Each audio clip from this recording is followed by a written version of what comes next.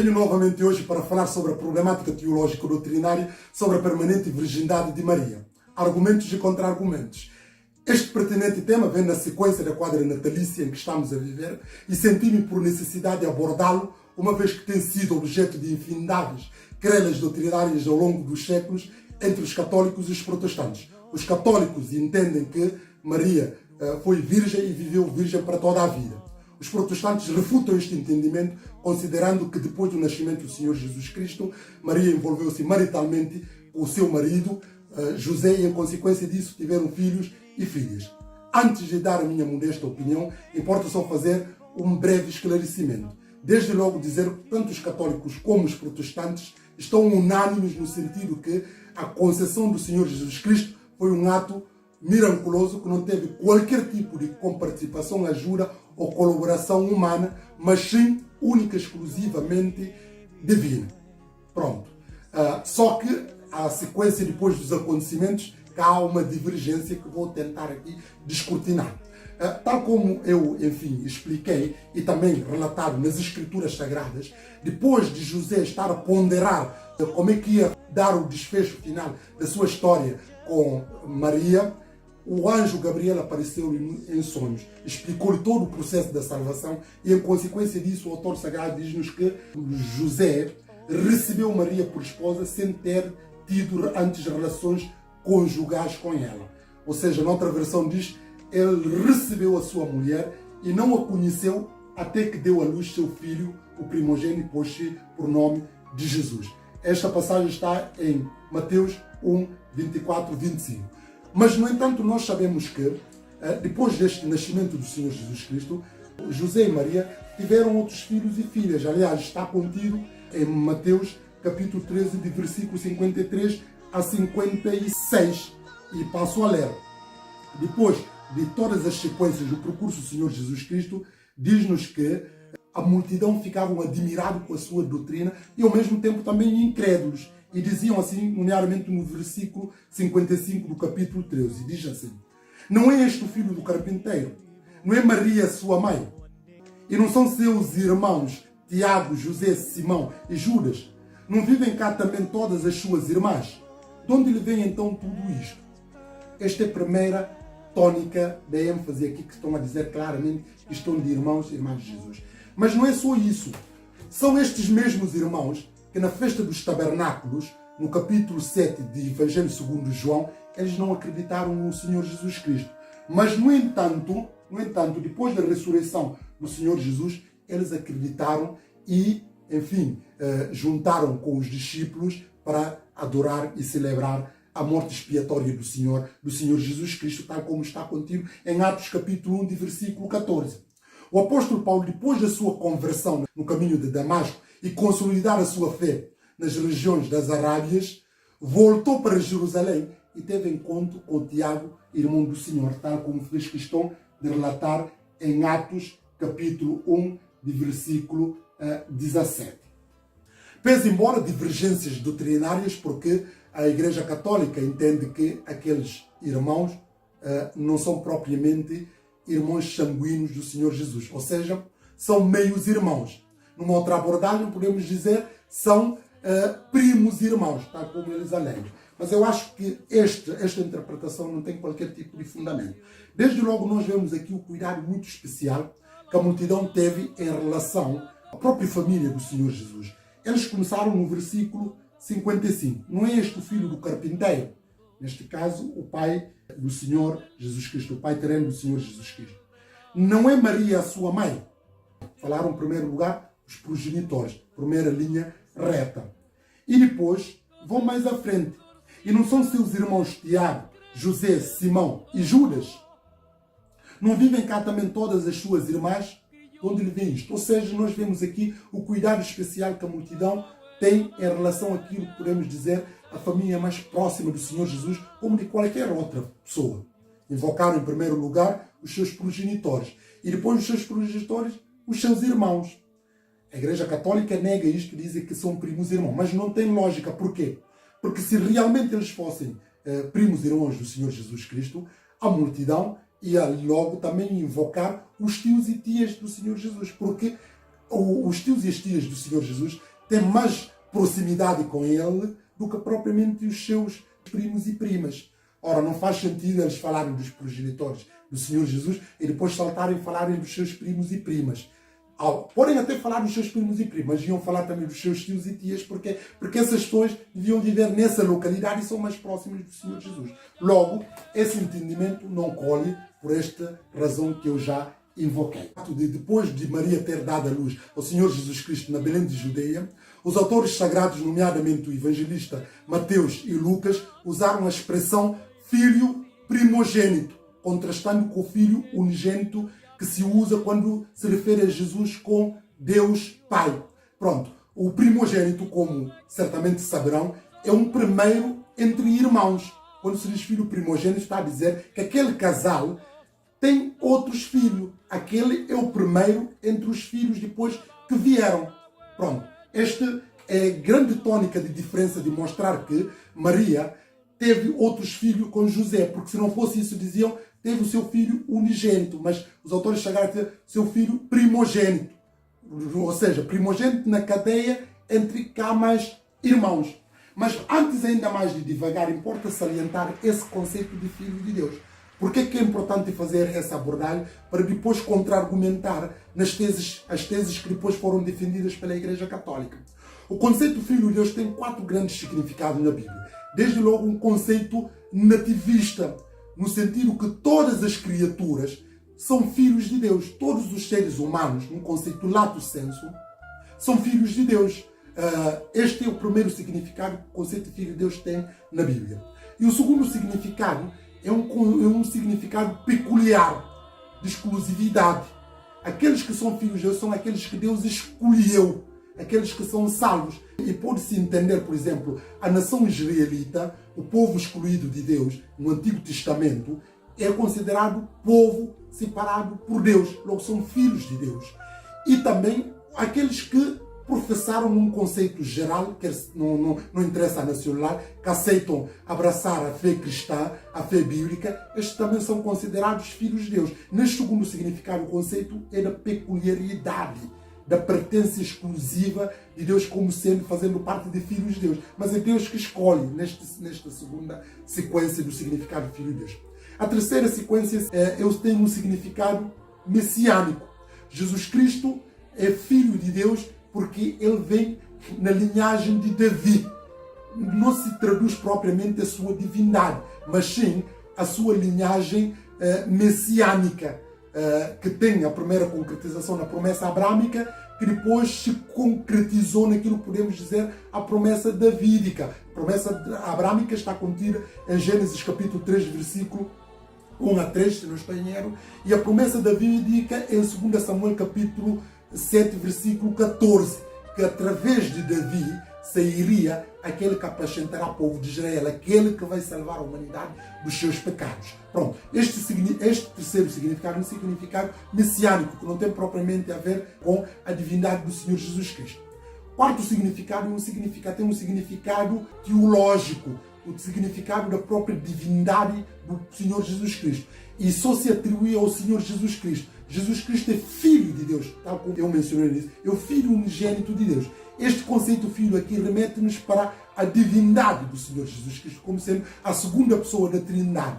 E ele é o filho de Deus, é o único neste contexto que se aplica filho unigênito de Deus. Aliás, este é um entendimento que é explanado de forma mais evidente no Novo Testamento, sobretudo no Evangelho segundo João, que diz: no princípio era o Verbo. O Verbo estava com Deus. E o Verbo era Deus. Estava com Deus no princípio do mundo. Todas as coisas foram feitas por intermédio dele. Sem ele nada não foi feito, se fez. Nele estava a vida e a vida era a luz dos homens. A luz resplandeceu nas trevas e as trevas não o compreenderam. E depois o autor sagrado fala do percurso de João e no versículo 10 diz que estava no mundo e o mundo foi feito por ele e o mundo não o conheceu. Veio para que era seu, mas os seus não o receberam. Mas a todos quantos o receberam, a saber, deles o poder de serem feitos filhos de Deus, as quais não nasceram da carne, nem da vontade da carne, mas de Deus. E depois no versículo 14 diz: e o Verbo se fez carne e habitou entre nós. Vimos a sua glória como a glória do unigênito do Pai, cheio da graça e de verdade. Ou seja, esse conceito de Filho de Deus, num conceito teológico, remete-nos para a divindade do Senhor Jesus Cristo como sendo a segunda pessoa da Trindade e como sendo o próprio Deus que criou tudo e por tudo subsiste através dele. Pronto, estes são 4 significados aqui do conceito de Filho de Deus. Mas voltando, a Igreja Católica entende que Maria teve o seu filho primogênito. A Igreja Católica entende que o primogênito não deve ser entendido como primeiro de uma sequência. Ou seja, eles entendem que isso não tem qualquer tipo daquela consideração que nós partimos quando a pessoa diz o filho primogênito, não é propriamente um primeiro na sequência.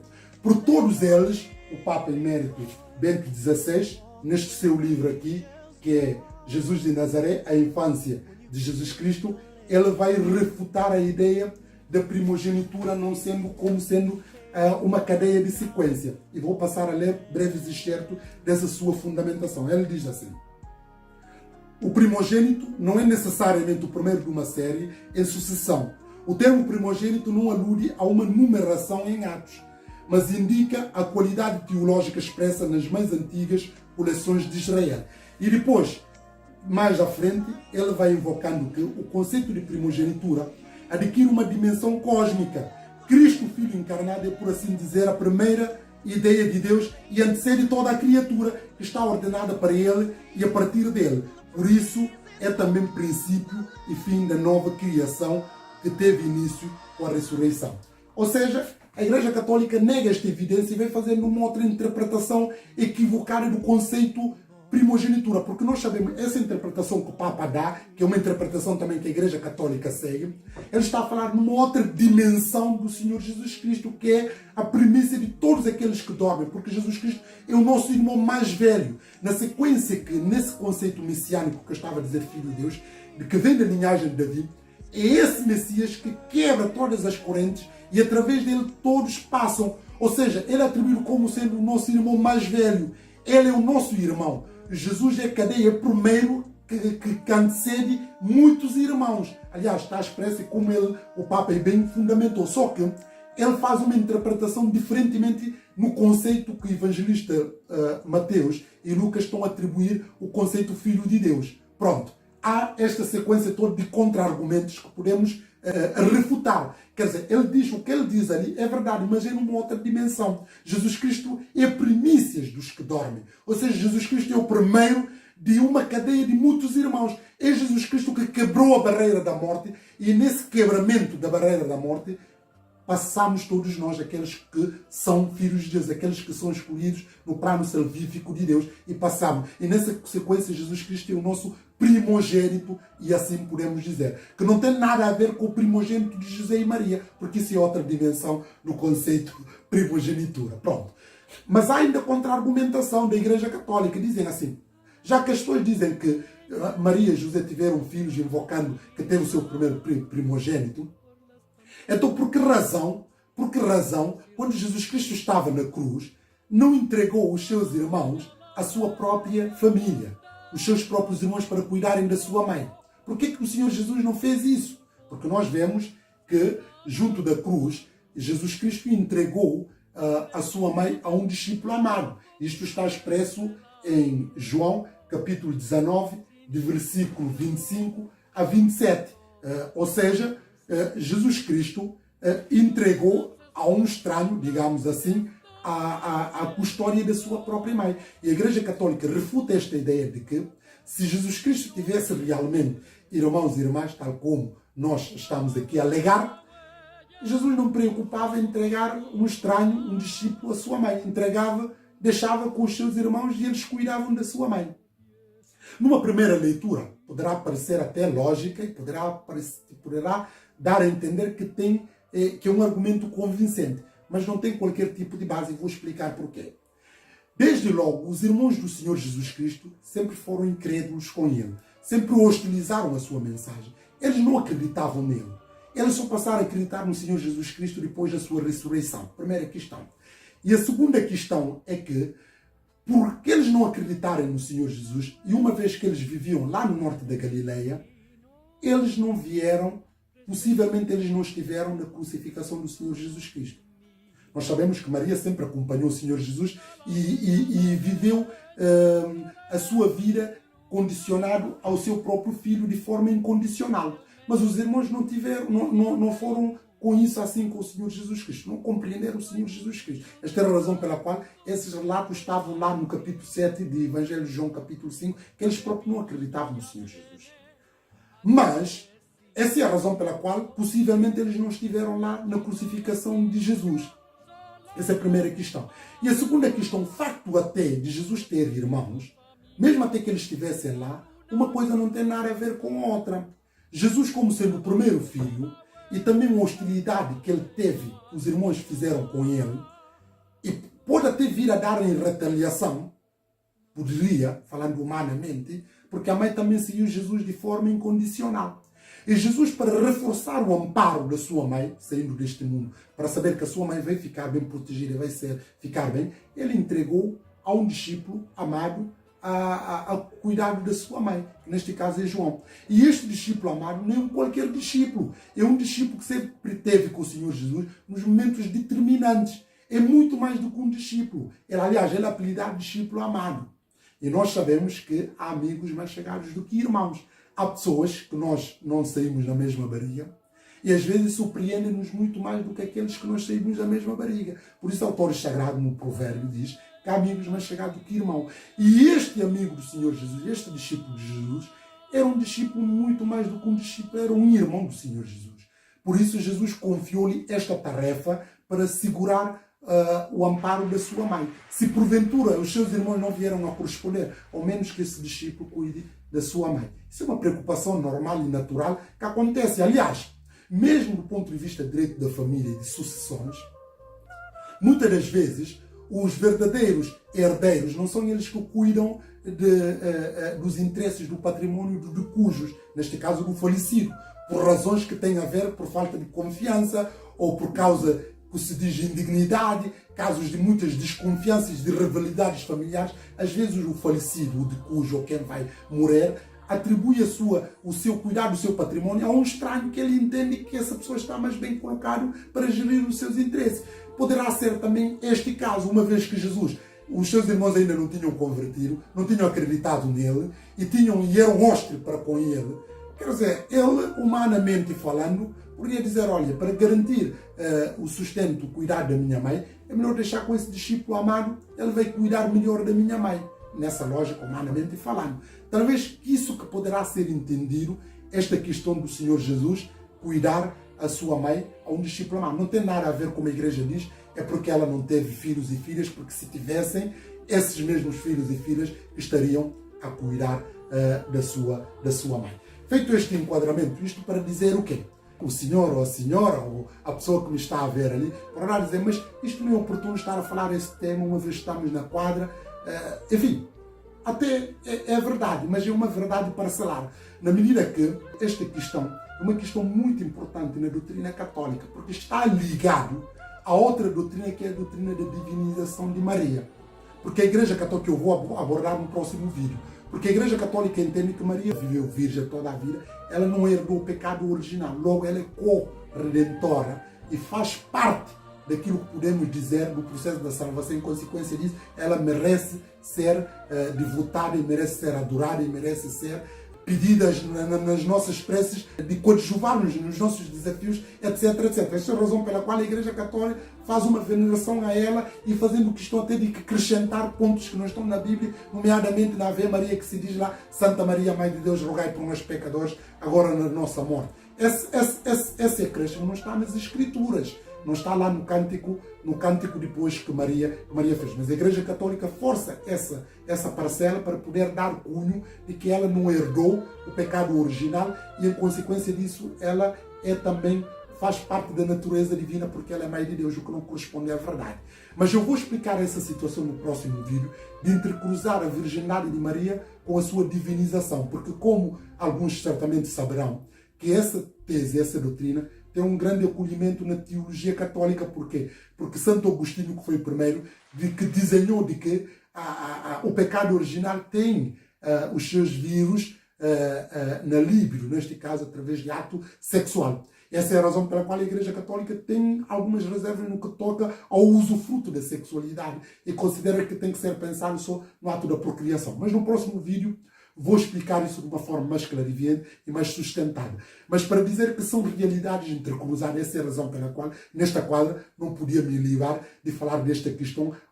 Poderá parecer inoportuno, mas é oportuno, uma vez que coloca em causa a grande centralidade, a grande doutrina da fé, que é Jesus Cristo é o único Senhor, é o único que merece louvor e adoração, é o único que não pecou. Fora de Jesus Cristo, todos pecaram e estão destituídos da glória de Deus, como diz o apóstolo Paulo em Romanos. Que Deus vos abençoe, que Deus vos guarde e muito obrigado.